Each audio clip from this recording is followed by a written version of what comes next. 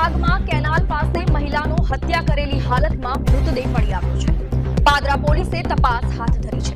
પાદરાની Sangma canal પાસે આજે વહેલી સવારે હત્યા કરેલી હાલતમાં એક મહિલાનો મૃતદેહ મળી આવતા ચકચાર મચી જવા પામી છે. સમગ્ર ઘટનાની જાણ પાદરા પોલીસને થતાં પાદરાના પીઆઈ પીવી ગોહિલ સહિત સ્ટાફ ઘટના સ્થળ પર પહોંચી ગયો હતો. સમગ્ર ઘટનાને મામલે પોલીસે મૃતદેહની તપાસ કરતા મૃતદેહ પરથી તીક્ષ્ણ હથિયારના ઘા મળી આવ્યા છે. પ્રાપ્ત માહિતી મુજબ હત્યા કરીને આ મૃતદેહ કેનાલમાં નાખી દીધો હોય તે પ્રકારની પ્રાથમિક માહિતી સામે આવી રહી છે. પોલીસે મૃતદેહને બહાર કાઢી પોસ્ટમોર્ટમ અર્થે પાદરાના સામૂહિક આરોગ્ય કેન્દ્ર ખાતે ખસેડ્યો છે. સાથે કેનાલની બહારના ભાગમાં લોહીના નિશાન પણ મળી આવ્યા છે.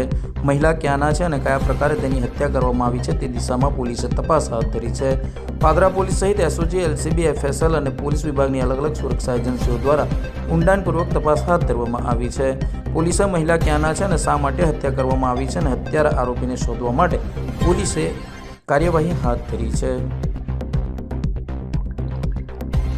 પાદરા સમાચારના ડિજિટલ પ્લેટફોર્મને લાઇક કરો, શેર કરો, ફોલો કરો અને સબસ્ક્રાઇબ કરો.